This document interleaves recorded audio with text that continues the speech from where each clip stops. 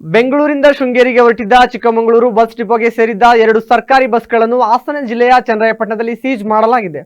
ಅಪಘಾತದ ಪರಿಹಾರದ ಹಣ ಕ್ಲೈಮ್ ಆಗದಿದ್ದಕ್ಕೆ ಕೋರ್ಟ್ ಆದೇಶದ ಹಿನ್ನೆಲೆ ವಕೀಲರ ತಂಡ ಬಸ್ ಅನ್ನು ಸೀಜ್ ಮಾಡಿದ್ದು, ಬಸ್ ಅನ್ನು ಚನ್ನರಾಯಪಟ್ಟಣ ಕೋರ್ಟ್ ಆವರಣಕ್ಕೆ ತಂದು ನಿಲ್ಲಿಸುವಂತೆ ವಕೀಲರು ಸೂಚನೆ ನೀಡಿದ್ದಾರೆ. ಈ ವೇಳೆ ಬಸ್ನಲ್ಲಿದ್ದ ಪ್ರಯಾಣಿಕರನ್ನು ನಡುರಸ್ತೆಯಲ್ಲಿ ಇಳಿಸಿದ್ದಕ್ಕೆ ಜನ ಆಕ್ರೋಶ ಹೊರಹಾಕಿದ್ದಾರೆ.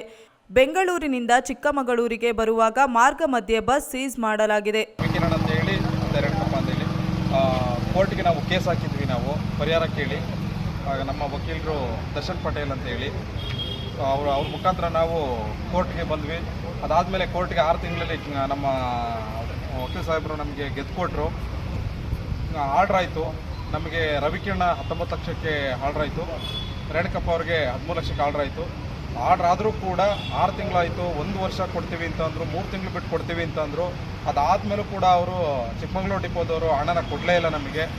ಸಾಕಷ್ಟು ಬಾರಿ ನಮ್ಮ ದರ್ಶನ್ ಪಟೇಲ್ ವಕೀಲರವರು ಕಳಿಸ್ಕೊಟ್ಟಿದ್ರು, ನೋಟಿಸ್ ಕಳಿಸಿದ್ರು ಅವ್ರಿಗೆ. ಆದರೂ ಕೂಡ ಅವರು ತಲೆಕೆಡಿಸ್ಕೊಳ್ಳಿಲ್ಲ.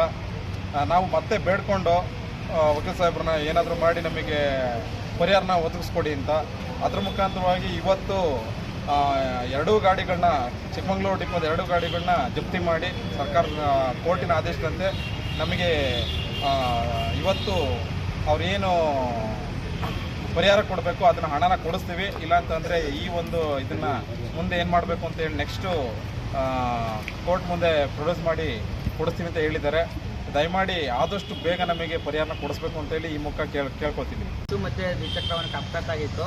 ಆ ಬಸ್ಸು ಚಿಕ್ಕಮಗಳೂರು ಡಿಪೋಗೆ ಸೇರಿದಂಥ ಬಸ್ಸು. ಅಪಘಾತ ಆದ ಸಮಯದಲ್ಲಿ ಆ ದ್ವಿಚಕ್ರದಲ್ಲಿದ್ದಂಥವ್ರು ರೇಣುಕಪ್ಪ 52 ವರ್ಷ, ರವಿಕಿರಣ್ 19 ವರ್ಷ, ಇಬ್ಬರು ಸ್ಥಳದಲ್ಲೇ ಮೃತರಾಗಿದ್ದರು. ಆ ಬಸ್ ಕೂಡ ಡಿಪೋ ಬಸ್ಸು ಹತ್ತಿ ಹೊಡೆದು ಫುಲ್ಲು ಬೂದಿಯಾಗಿತ್ತು. ಆದರೆ ಅವರು ಮೃತರ ಸಂಬಂಧಿಕರುಗಳು ಪರಿಹಾರ ಕೋರಿ ಚನ್ನರಾಯಪಟ್ಟಣದ 4ನೇ ಜಿಲ್ಲಾ ನ್ಯಾಯಾಲಯಕ್ಕೆ ಪರಿಹಾರ ಕೋರಿ ದಾವೆ ಸಲ್ಲಿಸಿದ್ರು. ಆ ಇದರಲ್ಲಿ 2024ರಲ್ಲಿ ಆದೇಶ ಆಗಿತ್ತು. ರವಿಕಿರಣ್ಗೆ 20 ಲಕ್ಷ, ರೇಣುಕಪ್ಪಂಗೆ 13 ಲಕ್ಷ ಹಣ ಪಾವತಿ ಮಾಡಬೇಕು ಅಂತ. ಚಿಕ್ಕಮಗಳೂರು ಡಿಪೋದವರು ಇದುವರೆಗೂ ಪಾವತಿ ಮಾಡದಿರೋ ಕಾರಣ ನಾವು ಜಪ್ತಿ ಜಾರಿಗೆ ಕೇಸ್ ಹಾಕಿದ್ದೀವಿ. ಜಾರಿ ಕೇಸ್ ಹಾಕಿದ್ರೆ ನ್ಯಾಯಾಲಯ ಸಂತ್ರಸ್ತಿ ಪರಿಹಾರ ಕೊಡೋ ಉದ್ದೇಶದಿಂದ ಆ ಡಿಪೋಗೆ ಸಂಬಂಧಪಟ್ಟಂತೆ 2 ಬಸ್ಗಳನ್ನ ಜಪ್ತಿ ಮಾಡೋಕ್ಕೆ ಆದೇಶ ಮಾಡಿದೆ. ಆ ಪ್ರಕಾರವಾಗಿ ದಿನಾಂಕ 13